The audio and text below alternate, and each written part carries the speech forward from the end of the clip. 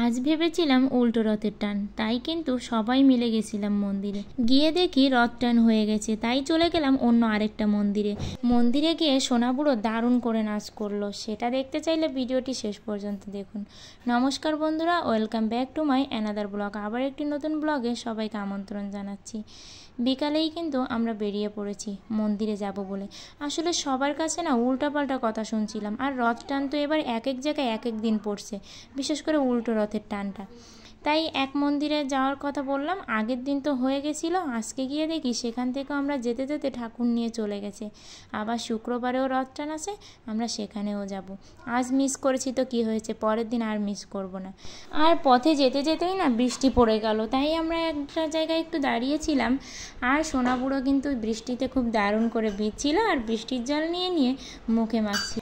আর এই নাকি সেই ছোট্ট অচ্যুত সোনাটা, যে কিনা আজ কিভাবে বৃষ্টিতে ভিজছে। আর বৃষ্টিতে কিন্তু দারুণ মজা নিচ্ছিল। আর এরকম গরম পড়ছিল আর হঠাৎ করে বৃষ্টি, বেশ আমাদের মজাই লাগছিল। আমরা তো দোকানের সামনে বসে বসে এই বৃষ্টি দেখছিলাম।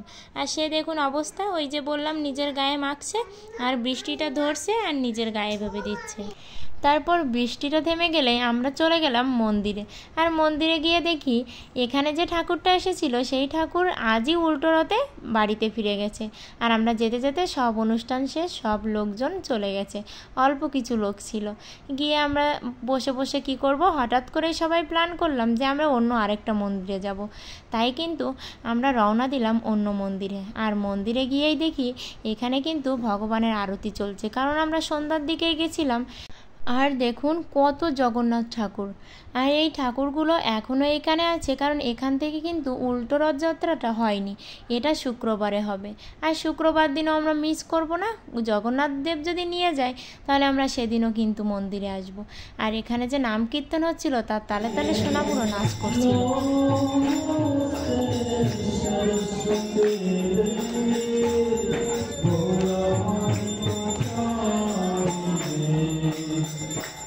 সোনাবুড়ো যখন পেটে ছিল তখন থেকেই ভগবানের কাছে চাইতাম যে আমার পেটের বাচ্চাটা যেন কৃষ্ণ ভক্ত হয়। জানি না ভগবান কতটা ডাক শুনবে।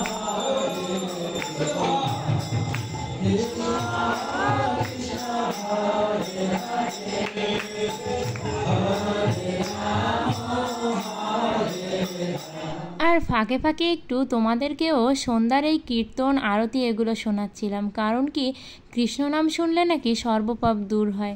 তাই তোমরাও একটু শুনে নাও। আর সোনাবুড়ো ওখানে গিয়ে এতটা নাচ করছে তোমাদের বলে বোঝাতে পারবো না, ও বেশ মজা করেই নাচ করছিল।